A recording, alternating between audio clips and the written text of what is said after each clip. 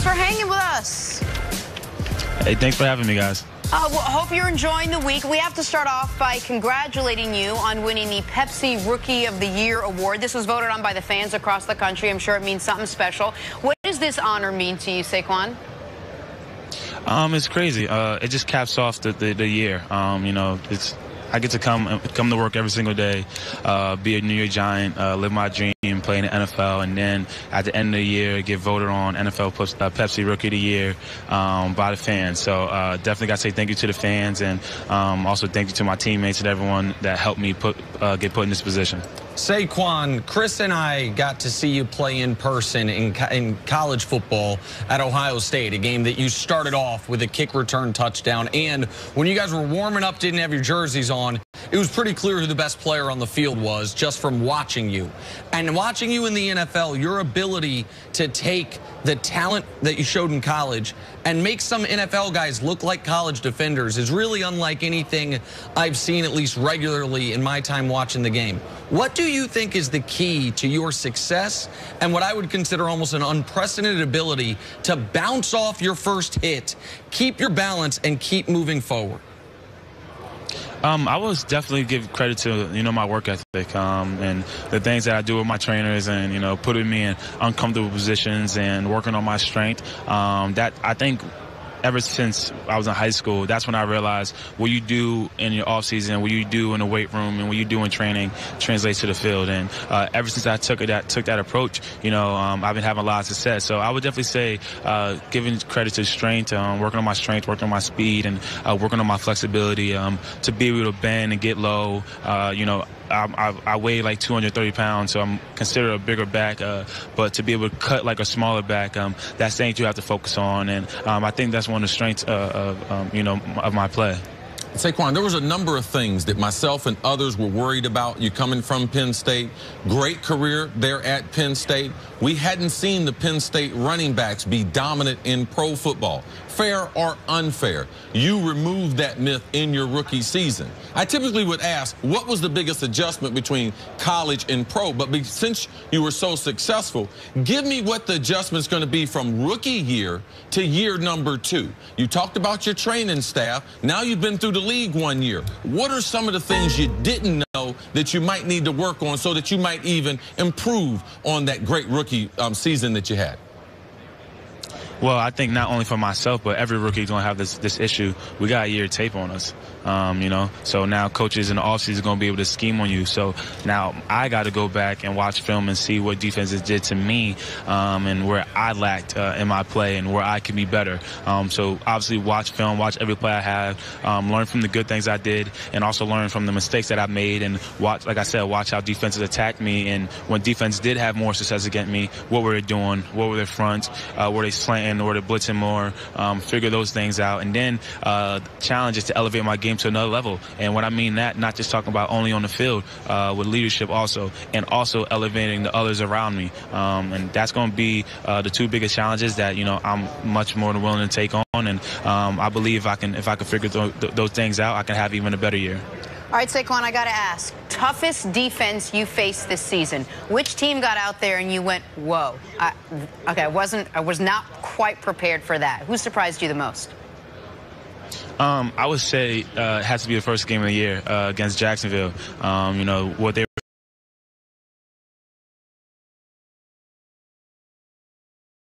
first game of the year. I think like the first 3 carries I had, I was hitting the backfield, and my first carry I had was almost a safety.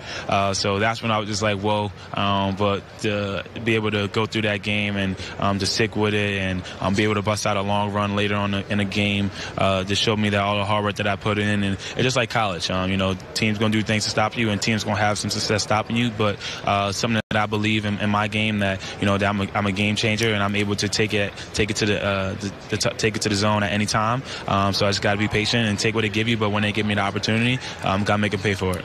Guys in my position love making comps. This player reminds me of this player from history. You were a really hard guy to make a comp to. It was always a combination. It's like, well, catching the ball, he reminds me a bit of Marshall Faulk, but running the ball a little bit of Adrian Peterson. Was there a player that you modeled your game after? Was there a player that as a high schooler maybe that you emulated, or has it always kind of been a one-of-a-kind situation? No, I've been a fan of the game for a very long time, ever since I was little, and I'm still a fan of the game now. I still watch film on the backs now of the Zekes, the Ty Gurleys, the McCaffreys, the AKs, and of the world, and try to learn from them. But I would say I can't say I model my game after him, because no one can ever be what he was, because he was such a great talent. But Barry Sanders, just the way how he was able to get low on his cuts and just make people miss. I think personally the best ever to play with the ball in his hand. So I can't say I model my game after him, but watch a lot of highlights on him, watch his football life, see the way he carried himself, the things that he did for his teammate when he scored, give the ball to the ref. But I would say that's someone who, I guess you could say I tried, but it's never going to happen. It's impossible. He was too of a unique talent, but I've heard comparisons of that, and the fact that I even get those comparisons means so much to me. I'm going to make you step into year 2 already. I know this is your first Super Bowl as a rookie, but you talked about the leadership standpoint. You're going to get asked this question more than any other question. Is Eli Manning washed up? Is Eli Manning good enough to lead the New York Football Giants to Super Bowl 54? Is he washed up? I do not believe that at all. When you go back and you look at film, we all left plays out there. I know he's a quarterback in New York market and New York media, so everyone loves to put the blame on him, but it's not about him. When you go back and you watch film and you break it down, we lost 8 games, 7 points or less. And I mean, that's just the NFL, to be honest. And obviously, Chris, you know that. So we just got to find a way as a team to finish those games. It wasn't that Eli wasn't making no plays. It wasn't that Odell or myself or this guy. It wasn't one person that wasn't making no plays. We weren't playing great situational football, and we weren't finishing our games. And we started to do that a little bit in the second half of the year, but we have to take that approach early on. And I believe that what we have in our locker room and what we have in our team and our staff is special. And I believe that we could take the approach and start playing for each other and believe in each other. I believe we can have a special year next year. It's no doubt the Giants have some special players. You at the top of that list, the other one being Odell Beckham. It seems as if you guys have created some type of chemistry off the field, even though it seems like your brands are totally different. Give me a couple examples of how Odell has helped you transition from being a great college player to having the great rookie season that you had. I would say just the biggest thing would be the conversations that we have outside of football, whether if we're chilling or we're doing a team dinner. Even before I was a Giant, just the advice that he gave me, he's been through it all. He's seen it all. He's one of the most, if not the most famous football player, and it happened to him out of nowhere after one catch. All the fame went up, and in the way that he played. So I would say that it would be the biggest thing for me with the advice that he gave me. It was almost like a big brother. And I'm so thankful. I can never say anything bad about Odell. He's helped me so much in my life, not only on the football field, but in my life, and continue to help me grow and continue to learn from him. And like you said, he's a special talent, and I believe that me, him, and with the help of our teammates and our coaches, we could be a special duo and a special team.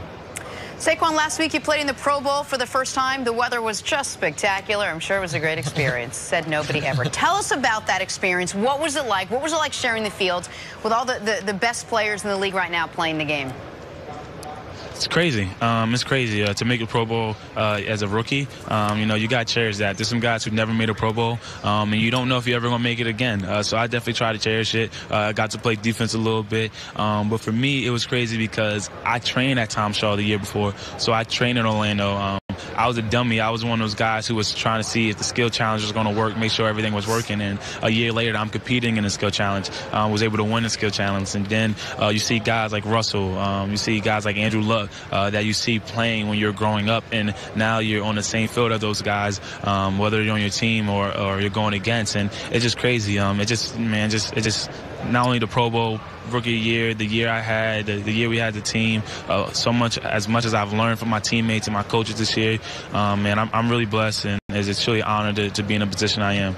All right, before you go, Saquon, I got to tell you, you caused a big point of contention between myself and my partner, Chris Carter, this year with all these hurdles you did in-game. I love it. I think it's one of the dopest things the new generation of football players is doing. Chris talks about how dangerous it is. Someone's going to get flipped over, land on their head. What is going through your mind when you're executing that, and how confident are you each time that it's going to end as spectacularly as it consistently did? You know, sometimes you watch film, and you watch film on guys like a DB or safety, and you see how he attacks you as a defender. And a lot of defenders like to go low, being a bigger back. That's a lot of people's answers to bring me down to the ground. And sometimes you watching a film and you predetermine when I get this chance, if it's in open space or at the right time, that I'm going to jump over that guy. Sometimes it's by the goal line. You're just like, you know what, we need 3 yards. It's 4th and 3. You know what, let's jump and let's find a way to get in the end zone there. But sometimes, you know, you just react. You just react, and your God-given ability just takes over. And there's sometimes you can't describe why you did it. And it's crazy to think. But, yeah, so it's all about how defenders attack you. And every time I do it, I try to be confident with it. I never really try to do moves that I'm not confident about.